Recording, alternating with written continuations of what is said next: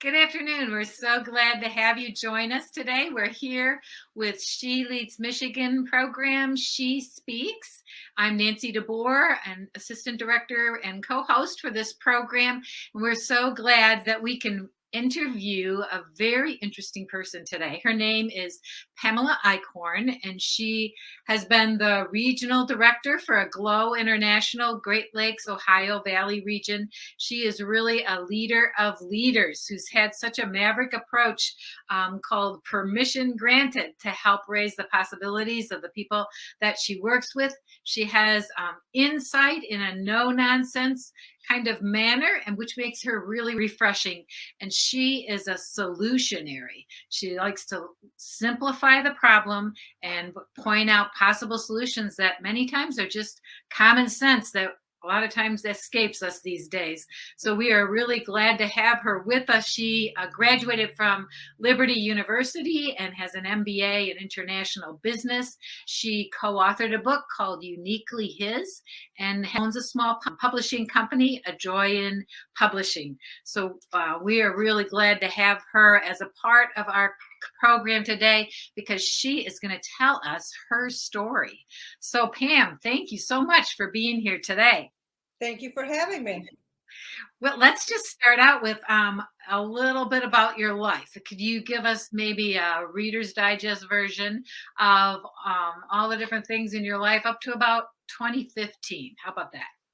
Okay. Well, I'm a mother of 4 children. And when my husband and I were dating, he said we were never going to have any animals. We were both from a farming background, his animals, and my father was a grain farmer.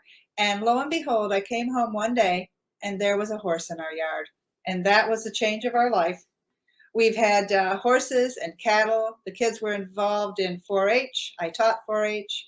I even was elected Homemaker of the Year for the state of Michigan. Isn't that something? We homeschooled our children. They did well. We homeschooled because 2 of them needed additional attention. I began a small publishing business, taught Bible studies, and then I was introduced to an international ministry called Aglow International. My business partner and I, we, as I said, started the business, but she became ill with cancer, and her father was legally blind, and her mother had Alzheimer's, and her sister had recently died. She was single, and what do you do? So we asked her to come into our home, and we began taking care of her until she passed away in 2013. Wow, that was a real commitment for a business partner that you shared your heart and life with. It was, yeah, many things happen that we don't expect in life, in our regular little lineup of things, including the horse in the yard, right? yes, yes, that's right. You're like, oh, well, this wasn't on the original schedule, but I guess we can make do. How many children did you have, Pam? 4, 2 boys and 2 girls. Wow, cool. Yeah. The $2 million family. There you go. That's right. And we did not plan that either. That's great. And they live all around the nation. They live in Pennsylvania, Missouri, Mississippi, and Texas. They do not like the cold. Wow, that's amazing. So yeah, that is. We look back on a kind of a full life that way. That's really, really beautiful. And Homemaker of the Year, I didn't even know there was such an award. Congratulations. Neither did I. Somebody notices homemakers. That's just really powerful right there. So that's great. So then at 2015, kind of a change in direction in your life that's been quite dramatic, not one that people would choose, but one you found yourself in. And it has a poignancy to it. And, life is not always hearts, flowers, and butterflies. And could you kind of take us through that too, Pam? So it was around that time, my brother was diagnosed with cancer. And so they live in Mississippi. So I went down there. He's our youngest and we've always spoiled him. And so I went down and I had to help my sister-in-law. If my brother stayed in the hospital. She could get off from teaching, but they discharged him, so she needed someone to care for him. So while I was down there, I had noticed a little start of decline in my mother. But after that week, I left, and as I was driving home, I received a call from my son, Adam, and I was home probably about 9 hours, and I had to make an emergency dashing trip to Pennsylvania, where they had called and said that he was dying and his organs had begun to shut down. And actually, when I got to the hospital, I was there early in the morning at around 6:30, and I wanted to make sure and saw the doctor. He came in and he said to me in his accent, "Mrs. Eichorn, your son is dying, and we're going to find out what that is." And I said, "So what's the plan?" And he said, "Pardon me?" I said, "What's the plan? Because this is not happening on my watch. This is not happening." So he was so stunned. He said, "Well, we will start doing this and everything." And anyway, needless to say, Adam did live, but it was a miracle. His kidneys had shut down. They thought he had leptospirosis, Lyme's disease. They really never diagnosed it. Then while I was driving home from that, my mother had collapsed. And so I ended up then driving to Mississippi, taking care of her. She died very quickly within a few weeks. Unexpectedly, she'd gone to work and then ended up in the hospital. And so that was the start. That was that summer. And then I went from there to my aunt dying, my father-in-law, my husband, and then my daughter. Whoa. That, and your daughter just died last year, is that? Yes, February 8th, 2021. Yes. Mm. You must have felt a bit wooden after a while. I was thinking that. I had read a book recently. Someone had given it to me. It was by Frank Delaney. It's called Shannon. And it's about a priest who becomes a hero in World War II, but he's so shocked with everything. But they only called it shell shock back then. And now we would call it PTSD. And I'm reading this book, and all at once I thought, oh my word, some of this is me. It's my book. Yeah, I get it. He started showing some things in there, what he was doing in order to function. And that was me. You know, you write a list, you do this. I thought, oh my goodness, maybe I was a little traumatized. Absolutely. Well, you're just kind of putting one foot in front of the other, and you don't really have time to take the emotional journey with each thing that happened. Very true. Especially your daughter, as well, and your husband. Oh my goodness, it's just an unbelievable list of adversity that I'm sure you can't even believe it yourself as you look back on that whole ordeal. And at the same time, the world is going through COVID. I get that, and I sold my house. So that list of the 10 most traumatic things that can happen in your family, you've got them all right there. We sold the house I had lived in all my life. It was a centennial 1 month before I sold it. Yes. Yeah. Wow. So that's where all your children were born, and your my dad, yes, his family, yes. It was I think that was very traumatic, more so than I realized, actually. Mm-hmm. Yeah. And then to walk away from that by yourself. Yep. To start a whole new house and life, basically, right? Yes, I think the main thing about it is I found out what a routine person I am. I use routine for everything. That's probably how I made it through. And in the process here, I was also teaching children in China. I was teaching English to children in China. And actually, that was a lifesaver through all of that. A lot of people had said to quit, but we need routine. We need purpose, and we need something to keep us, or we just become very self-focused. Yeah. And we don't function well self-focused. Right. You turn into amoebas. Yeah. They don't have a lot of structure. That's right. Wow. So yeah, so you With your, especially your daughter's experience, I remember reading one of your Facebook posts about how she told you about her disease, and that was riveting. How you related that, and then the whole journey with that. You thought you were going to be there for a couple weeks. You said, could you kind of walk us through that whole thing? I had thought they had given her just 2 weeks to live. It ended up a year, and that was a gift. Actually, when I got there, she was dying, and you could see it. She was dying. I began anointing her with oil every day and praying for her, and I could see her beginning to return to her joyful self. So did I have a hope that there was going to be a healing? Yes. Actually, the Lord had told me when I was at the hospital with my husband, before we knew Aaron was sick, I was sitting there, and all at once I heard, one will live and one will die. And I thought, what? So then I thought, is it Joe that's going to die? And then I kind of feel I had like a premonition there of where that was going to go, because we weren't on that journey yet. And so then, of course, Joe died. And so my assumption was that Aaron was going to live. So when it got to the end of the year, because here she'd already outlived her 2 weeks, but we could see the decline start the following November. And I was actually just really praying one day and said, God, what was with this? You barged into my life with those words. I didn't ask for that. No. What is this? And he said, but Pam, she did live. I would have taken her in that 4 weeks. She did live. She lived an extra year. And it just chokes me up whenever I think about it.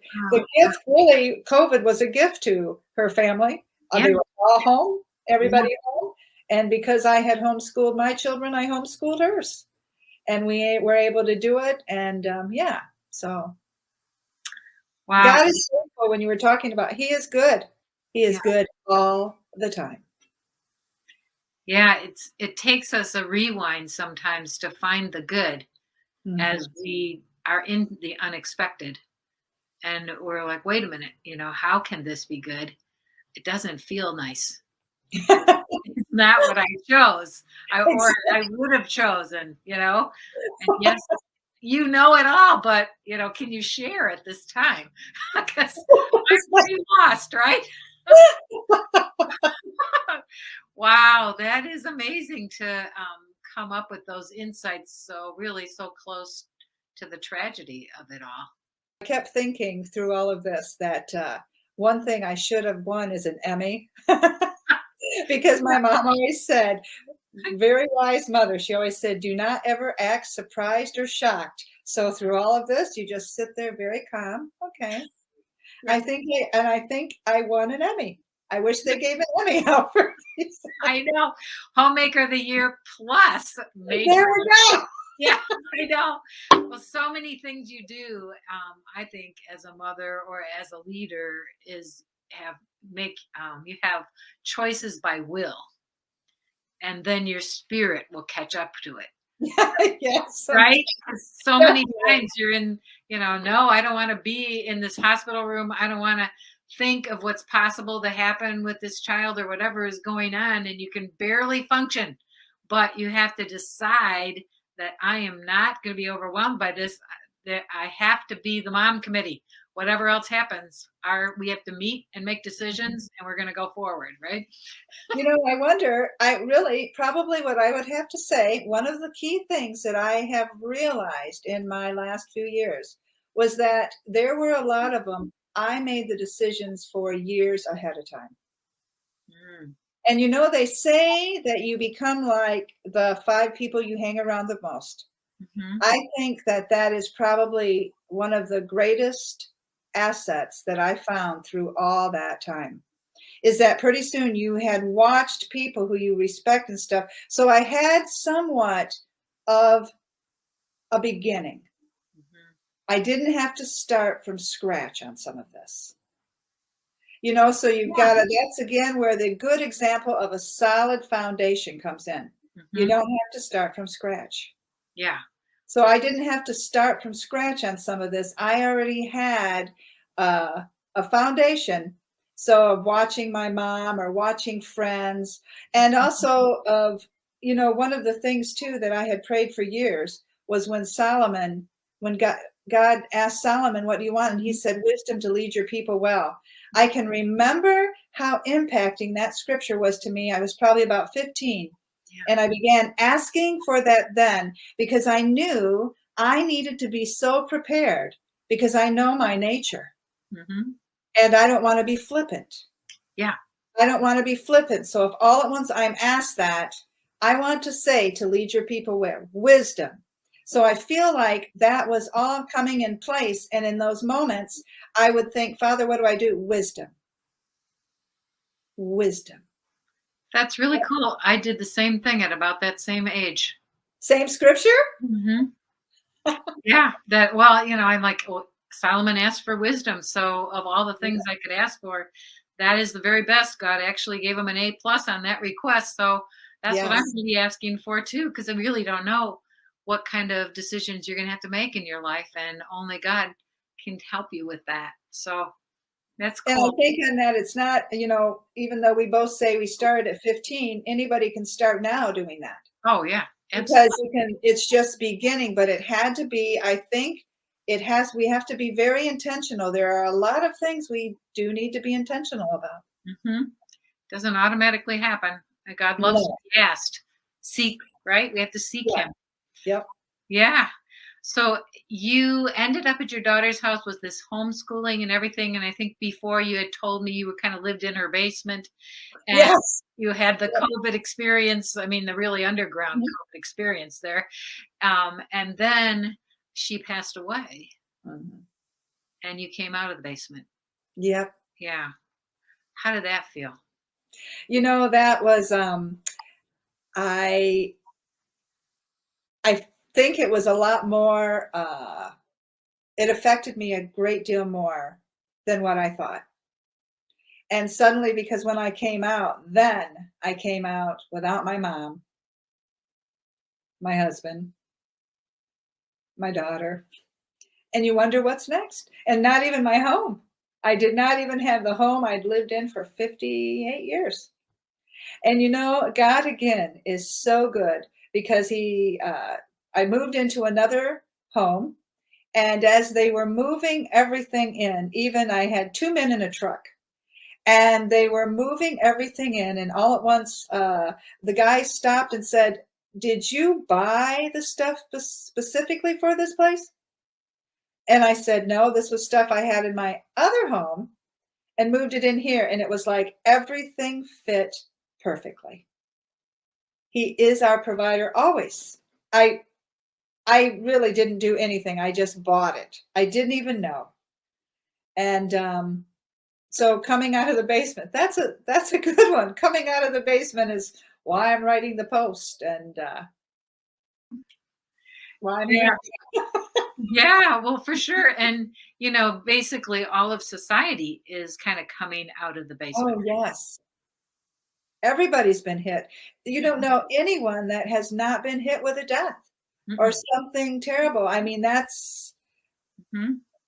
that's our world right now. And look at what we're dealing with today. Mhm. The Ukraine, and now planes flew into the airspace of Taiwan.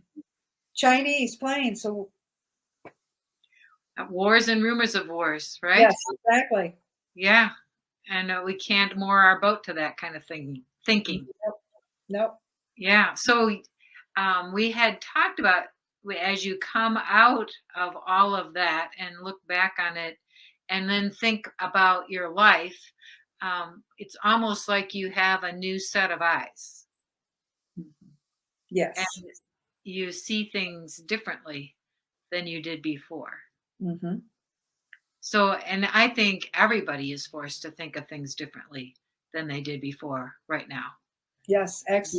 Everybody, whether they know it or not, had a COVID experience Hmm. of some type that rattled expectations and perception of the world, a rethinking of what was my schedule, or what is a schedule, what is important, what's not important, what relationships do I have remaining, which ones do I want to just let go, that I couldn't go to things, so I never saw those people anyway. Was that a loss? Or, yeah, I mean, there's so many choices after we didn't have any choices. Mhm. Would you say that's true for you too? I think that's also our new world because things change that quickly. Yeah. Things are shifting and changing so quickly that it's almost we are at living day to day Mhm. where we're supposed to be, Yeah. where would give us our daily bread. We Mhm. are in that moment. We can't even retrieve because it's like almost it's already old. Yeah. And we want to hang on. And I think that's a change of mindset in the aspect that we've really got to be depending on God. But sometimes we need to go back a little bit to go forward. But we are also being given an absolute clean slate chapter to write ahead and go. And that's one of the things that I would have to say at this point in my life, I am in it. It's beginning to redesign it. And that is a gift that God has given our nation. If we look at it, we've been given this gift, even though we have the rumors of wars and everything, we've been given the gift to begin writing every day new, writing, going forward in new things. Like you said, letting things go. And the other gift that it's been given us is that people aren't offended. It is like everybody is on the same level playing field. And you can say no and people understand. We don't have to give an explanation. Yeah. Yeah. It's just a different chapter, like you said. Yeah. So I'm sure, you went through PTSD you didn't know. And I think that's what's happened to a lot of people in all Mhm. different ways that we didn't know. And everybody expects to just go back to where it was before COVID, or before all these changes got everything shut down. But they can't, because it doesn't feel the same. No. And we're forced to make choices we just kind of ambled into before. It was just regular life. We just took A to B to C to D, and you weren't really thinking about how much alphabet soup you had going per day. And then all of a sudden, it was like, wait a minute, that all stopped. And did I miss any of it? Or was there something good about these moments out? And what did I learn from that? And what did I learn from that I want to take into the future too? It's interesting. I was reading a friend of mine. She wrote a poem and she had posted it today. And she was used a line in there is that as in say that young men, when they go to battle and who they were prior, can they find themselves when they get back? And I think that is some of the area where we're at right now. Who am I? I really feel God is asking us, what do you want? And Yeah. before we can answer, we almost have to really know who we are. And we've been given that opportunity again. We're not all of this, our validation in all of what we're doing. Mhm. And suddenly you're having to find out who you are. And maybe that's what I was finding out in my basement experience. And I Yeah. think all of us, who are you? What do you like? What do you want to do? Mhm. What did I fill my stuff with? And if you're really looking, as you said earlier, seek and you shall find, you're going to find that. And then with that is your purpose. What is your purpose? What direction do I go now? Mhm. Yeah, identity is the thing that's under attack in the culture. Yes, No it one is. have an individual identity. Everybody is a part of a mass, and a masked mass, right? And we look down and shuffle around and do what we're told, and that's not the way God created us. And we each have very specific, very special design and purpose that He Yes, ordained for us. And we can't just switch into automatic. I mean, life is always a manual transmission. We are always listening to God for how we're supposed to shift and where we're supposed to go.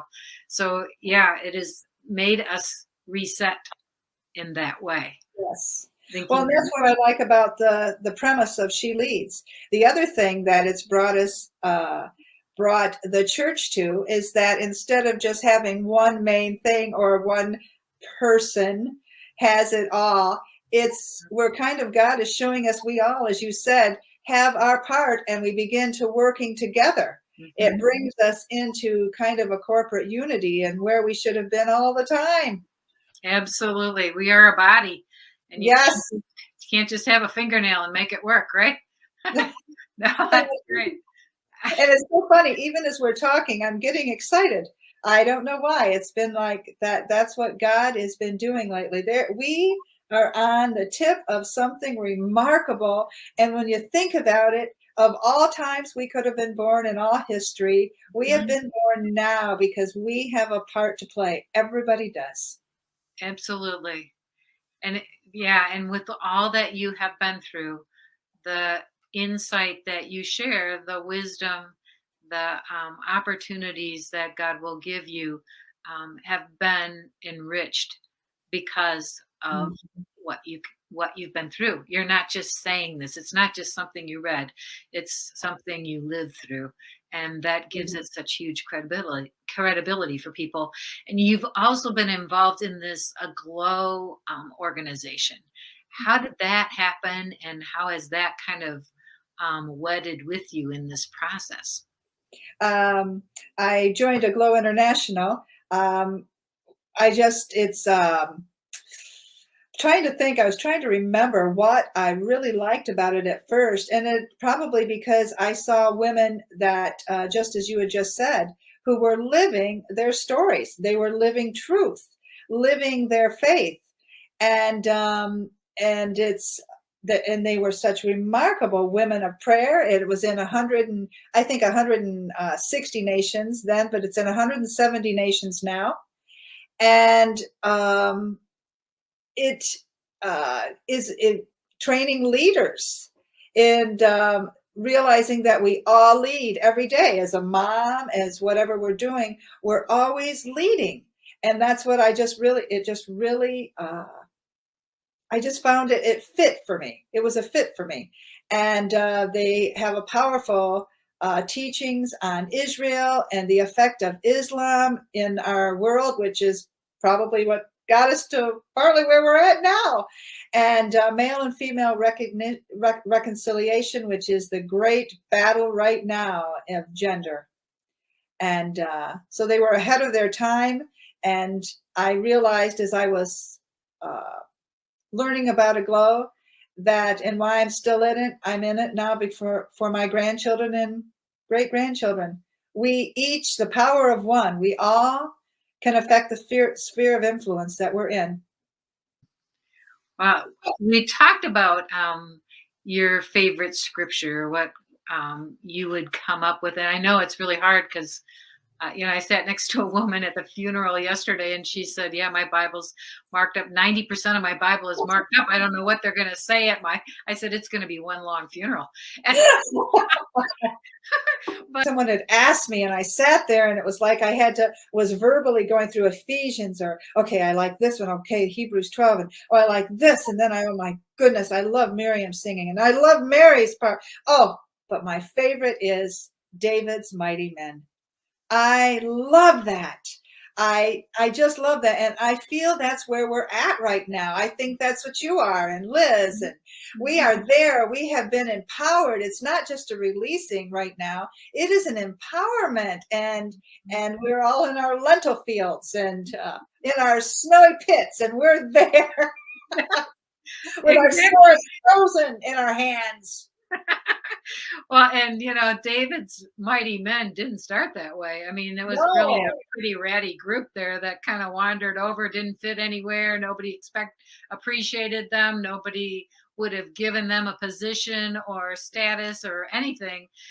Nothing Hey, seemed to be nothing seemed to be going right, and so they wandered over and started following David. And how God transformed their work together, that they were all motivated to do the right thing, to take initiative, to make a difference in the culture, and to follow David, who was under siege himself. It's just it's just an amazing story, and I love that. And I love the way we talked too about extreme beauty, mhm. that the desert, you mentioned desert, things that grow in the desert. I said you could not. That's one thing I've thought is like, especially my family living in Mississippi. I talk about it with them all the time. I said, but you cannot have the extreme beauty in the wintertime without the extreme cold. You can. It's remarkable. In the same way with the desert, when you have that extreme heat, it creates colors and types of designs that only can happen in the extreme heat. And if we want to see extreme beauty, we have to have the extremes. Yes, which is kind of what you've been through. Yeah. Right? And you've had extreme ashes. So therefore, you are coming out as extreme beauty. There we go. Let's hope it keeps going. That's great. No, and it's hard to think that way when you're in the death of things and the death of people, the death of vision, the death of expectation, the death of position, and all of those things. To say, well, this doesn't feel right, it doesn't feel good, but in the long run, I can trust my Lord and Savior who had designed this specifically for me. I don't know why, but I know he's going to bring good out of it. And I just have to keep listening to him and be a part of David's mighty men in whatever that is, right? Yes. Yep. Yeah. You know, it was interesting right then when you were saying that. I was remembering I had gone to a wedding and there was a woman there, and I hadn't seen her in years. And she was asking what Joe was doing because he wasn't with me at the wedding. And I said, well, he's actually at a supervisor's meeting. He's a township supervisor. And she said to me, oh, so you're famous. And I said, well, no, Joe's a supervisor. She said, well, you're famous because you're his wife. And I said, actually, Joe does his supervisor stuff and I do mine. And she said, well, you know, you guys are married. You should be doing it together. And I said, we are. We both enjoy what we're doing. I am working with Aglow, and it worked out perfect for both of us that this came at this time of our life, because this way we're both busy, like at the same time. And just now when you were talking, I think I had a revelation, is that God was already preparing me to have to walk that. If I had been walking and my validation had been everything with Joe, oh my goodness, how difficult that would have been to not only have him die, but then to walk into that with Aaron. Yeah. It would have been a mess. Yeah. Like somebody cut the rope and you were in the rowboat just floating out. Exactly. And I would not have been as beneficial. Right. Like I said, he has amazing purpose for you. And I'm sure it's going to continue to be revealed to you. And there'll be a lot of great books and a lot of great messages. So we just appreciate you taking time to walk with us in this journey and to relate what God's been telling you and to share your story, which really is God's story in you. And we're very grateful for that, Pam. And we're going to finish now with a song that kind of sums up your story, that as we've been talking about the goodness of God. Good. Thank you.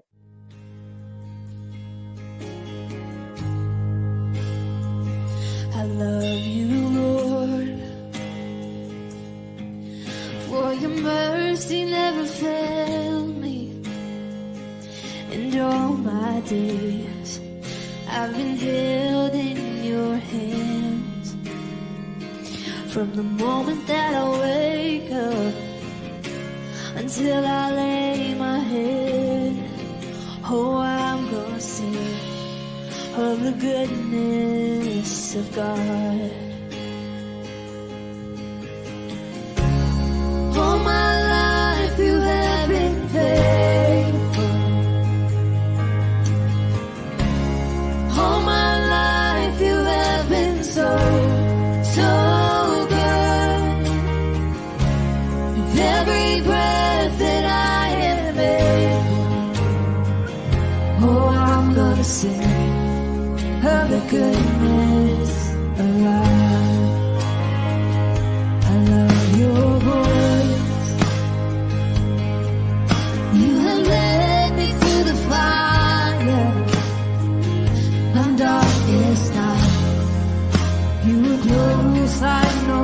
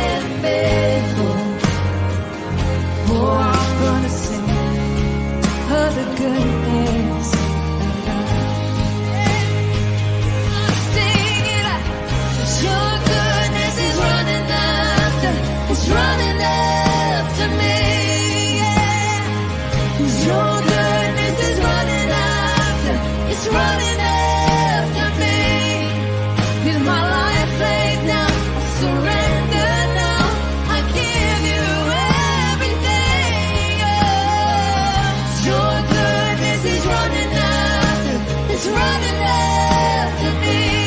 Thank you, Lord. Your goodness is running after. It's running after me.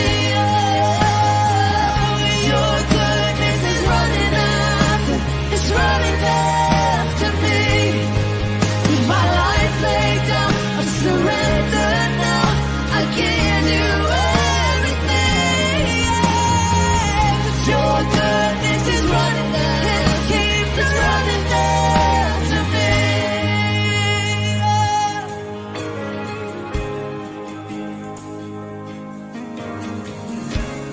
All my life you have been faithful. Thank you, Lord. All my life you have been so good. With every breath that I am able, oh, I'm gonna sing of the goodness